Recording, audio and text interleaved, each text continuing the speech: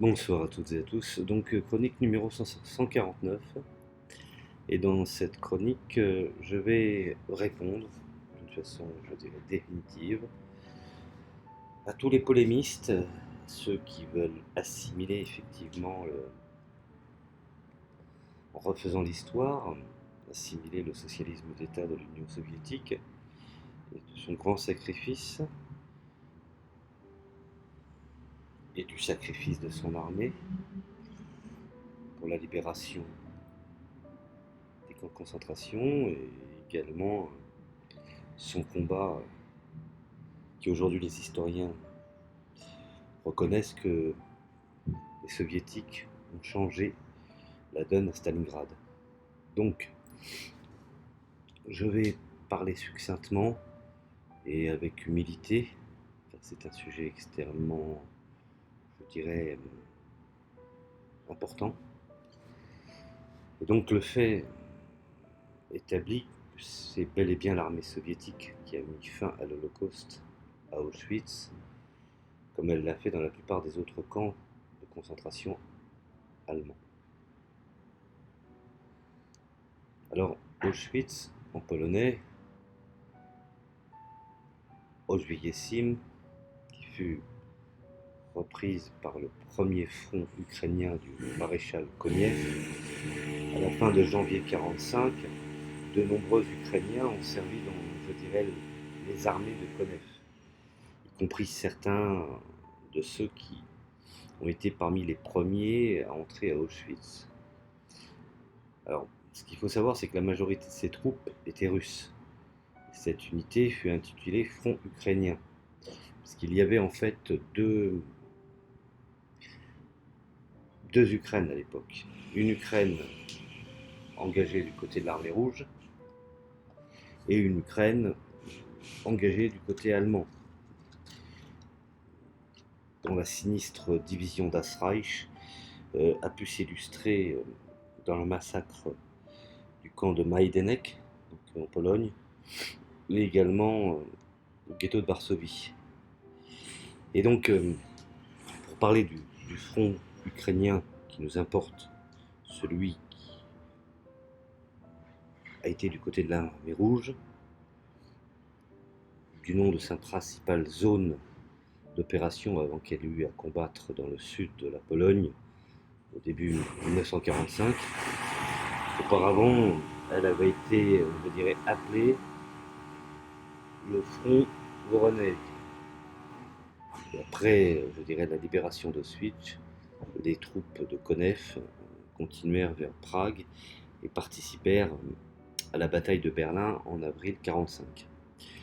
Alors, ce qu'il faut savoir, c'est qu'Auschwitz ne fut pas le premier camp de la mort libéré par l'armée rouge. Cette, je dirais, douteuse distinction revient à Majdanek, en Pologne de l'Est, et qui a été investi lors de l'avancée des forces soviétiques en juillet 1944, et la libération de Majdanek a été suivie par celle des camps de Belzec, Chelemno, Sobibor et Treblinka. Terrain bien entendu de massacres où plus de 2 millions de victimes furent exterminées. Pour la plupart d'entre elles, des juifs des ghettos, créés bien entendu par les nazis pour concentrer et contenir les populations juives de Pologne et d'Allemagne. De même, les missions de libération accomplies par l'armée rouge ne furent pas obtenues sans sacrifice, ça il faut le préciser. Des milliers de soldats soviétiques sont morts dans les combats et lors je dirais, de l'approche de ces différents camps de concentration. Donc, quand on veut assimiler le communisme au nazisme, c'est insulter la mémoire de tous ceux qui ont donné leur vie et qui se sont sacrifiés. Donc, restons dans la réalité factuelle de l'histoire et ne trahissons pas le sacrifice de ces gens par la polémique. Et donc, effectivement, les relations de meurtre, de masse, de ravage destruction causée par les nazis est un des thèmes de base, je dirais, des reportages de guerre soviétique. Mais quand il vint à décrire, je dirais, Majdanek sur ces journalistes soviétiques, je prends le cas par exemple de Konstantin Simonov, qui dut avertir ses lecteurs que ces horreurs étaient au-delà de l'imagination humaine et de la compréhension. Non pas simplement, je dirais, par le théâtre de nouvelles atrocités, mais le lieu de l'assassinat systématique à une échelle de masse, sorte de, finalement, au fond, d'entreprise de destruction humaine. Alors, lorsque les soldats soviétiques arrivèrent sur Auschwitz, ils s'attendaient bien entendu à investir un camp de prisonniers et à être, in fine, accueillis comme des libérateurs. Ce qu'ils ont découvert a bouleversé leur sensibilité, pourtant déjà bien aguerrie. Parmi les 8000 survivants qui ont pu parler simplement, bouger, encore moins accueillir les soviétiques, en fait ils étaient même terrifiés à l'idée de voir arriver de nouveaux bourreaux. Prenons l'exemple du témoignage du soldat soviétique dont certains se sont exprimés. Prenons par exemple le colonel Anatoly Shapiro, qui se souvient,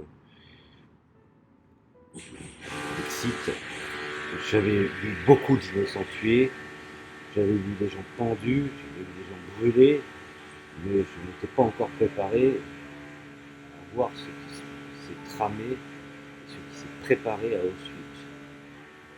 Alors Shapiro se souvient aussi des premiers indices probants des assassinats de masse. Il parle, dit: nous avons découvert des montagnes de dents artificielles, des lunettes, des chevaux humains.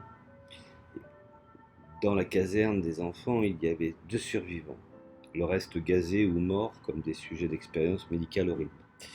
Alors un autre officier soviétique a rappelé que lorsque les équipes de nettoyage sont allées inspecter les cheminées du crématoire, du crématorium, ils ont trouvé des dépôts de graisse humaine sur les murs d'une épaisseur de 115 cm, ça en dit long. Alors ce que l'Armée rouge a découvert à Auschwitz, ce n'était pas un camp, mais un complexe de camps occupant une superficie de 20 km², ce qui n'est pas rien. Et beaucoup de soldats soviétiques furent étonnés par ces dimensions qui attestent de l'ampleur de l'extermination de masse, du fait qu'Auschwitz était à l'origine d'un site industriel de travail d'esclaves géré par la SS. Alors, les premiers prisonniers furent des Polonais, des prisonniers de guerre soviétiques, des communistes, jugés comme étant traîtres et soumis à l'URSS. Et la plupart, bien entendu, d'entre eux sont morts dans des conditions dans lesquelles les nazis les firent travailler à la production de caoutchouc synthétique pour la machine de guerre allemande. Tandis que d'autres furent victimes des premières expériences d'assassinat de masse par gazage. Nouveau procédé mis en place pour aller plus vite. Alors, c'est-à-dire ensuite que les Allemands ont perfectionné leur méthode de gazage de masse dans des pièces déguisées en douche, et les massacres précédents avaient été menés par fusillade avec des explosifs ou en intoxiquant au monoxyde de carbone. Vous savez, on mettait en place des camions, on branchait les pots d'échappement et on faisait évacuer à l'intérieur d'une cale hermétique, et on y mettait les êtres humains à l'intérieur et on attendait qu'ils s'étouffent. Alors, ces camions étaient effectivement spécialement conçus pour ça. Mais environ 1 million de personnes sont mortes à Auschwitz, dont la grande majorité, bien entendu, étaient juives. Mais de nombreux tziganes, communistes, homosexuels, communistes apatrides, communistes internationaux, communistes allemands, furent également au nombre des victimes. Alors après 1945, Auschwitz en vint à symboliser, je dirais, ce qui allait être reconnu comme l'Holocauste, et l'assassinat de masse par les nazis de la communauté juive européenne. 80% d'entre eux ont été tués pendant la guerre. Auschwitz était le seul parmi les camps à être la destination finale des Juifs qui avaient été déportés de toute l'Europe, et parmi eux 25 000 Belges, 75 000 Français, 100 000 Néerlandais, 300 000 et 400 000 Hongrois. Alors les Juifs danois ont survécu uniquement parce qu'ils ont été secrètement évacués à travers la Baltique vers la Suède neutre. Ce qui est arrivé à Auschwitz et à d'autres camps était horrible au-delà de l'exprimable. Il faut bien que les choses soient claires. C'est pour ça que nier ce qui s'est passé là-bas, ce sont je dirais, c'est assassiner une deuxième fois encore les victimes. Alors, ce qu'il faut comprendre, c'est que la clé de compréhension de l'Holocauste, c'est de savoir qu'il a commencé en juin 1941, sur le front de l'Est, après l'invasion allemande de l'Union soviétique. Hitler voyait l'Union soviétique comme un État judéo-bolchevique. Alors aujourd'hui, les gens commencent à dire islamo-marxiste, islamo-ci. Finalement, au fond, ils utilisent exactement les mêmes procédés que les nazis, puisque eux-mêmes utilisaient judéo-bolchevique, judéo-marxisme, judéo-communisme. Il suffit d'aller consulter les vidéos de Herbert Ryssen, qui sont à mon sens horribles, mais qui apparemment ont une écoute. Je le déplore. Alors, bien entendu, tout cela souscrit à une sorte de combinaison tout à fait répugnante. Et finalement, n'oublions pas que le Führer, il suffit de relire Mein Kampf, ou même Walter Darré Larache, ou La Race, ou le mythe du XXe siècle de Alfred Rosenberg, pour considérer que ces individus avaient une haine vers le communisme et envers les juifs. Et le plus souvent, ils assimilaient le communisme au judaïsme et aux juifs. Donc, on sait pertinemment que le Führer nazi était aussi anticommuniste qu'il était antisémite. Alors, ainsi, effectivement, les Allemands ont, je dirais, consciemment mené une guerre d'anéantissement en Russie, massacrant indistinctivement, c'est-à-dire tous les juifs et les communistes qui dirigeaient l'État soviétique. Et dans un premier temps, les pelotons d'exécution SS exécutaient, je dirais, ont exécuté des hommes valides, capturés sur le soupçon d'être juifs ou communistes, ou parfois les deux. Mais bientôt, la SS se mit à perpétuer, je dirais, le massacre de communautés juives entières. La plus célèbre atrocité a eu lieu en septembre 1941, le massacre de Babi Yar, où 30 000 juifs, hommes, femmes et enfants, et vieillards ont été tués dans un ravin tout juste à l'extérieur de Kiev. Un acte de représailles pour punir un attentat à la bombe qui avait tué un certain nombre de soldats allemands dans la capitale ukrainienne. Alors, on estime que 1 million de juifs soviétiques ont été exécutés entre 1941 et 1942, une tâche énorme pour laquelle la SS a dû être secondée par l'armée allemande et par les antisémites et anticommunistes locaux. Un bon nombre d'entre eux, je dirais, étaient ultra-nationalistes ukrainiens, appartenant bien entendu au courant de Stepan Bandera, qui aujourd'hui, ironie de l'histoire, ils sont réhabilités, réorganisés, défilent et financés par l'OTAN, l'Allemagne, qui a, pour comprendre, une revanche à prendre, et qui aujourd'hui sont autour, du gouvernement de Poroshenko, même si aujourd'hui il n'est plus au gouvernement, ces gens sont au Parlement. Alors, cette extermination en masse sur le front de l'Est devait fournir le modèle de la soi-disant, je dirais,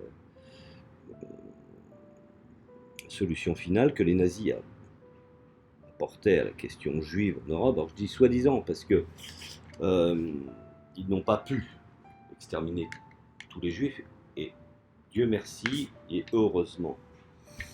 Et donc dès 1933, lorsque les nazis parvinrent au pouvoir en Allemagne, ils persécutèrent les juifs en forçant beaucoup à émigrer afin de les faire partir des terres de la Germanie. Et après la déclaration de guerre en 1939, les nazis raflèrent juifs polonais et allemands, les parquèrent dans des ghettos urbains ceinturés et envisagèrent de les déporter dans un premier temps en Afrique ou les refouler profondément en Russie. C'est pour ça que je dis soi-disant, parce qu'un plan a été contrarié par leur échec à conquérir l'Union soviétique. Et c'est là où effectivement qu'ils ont mis en place euh, la véritable solution finale. Et finalement, les nazis se sont résolus à faire travailler à mort les juifs qui en étaient capables, et de tuer les autres, ceux qui, selon eux, étaient inutiles. D'où la tristement célèbre séparation des prisonniers arrivant à Auschwitz entre ceux qui sont jugés aptes au travail et les femmes et les enfants, les malades et les personnes âgées envoyées directement dans les chambres à gaz. Auschwitz et l'Holocauste ont eu lieu dans un concours extraordinaire de circonstances, de guerre, mais là, à leur racine, il y avait une idéologie raciste et un leader fanatique dirigeant un régime barbare. Les choses soient claires là-dessus.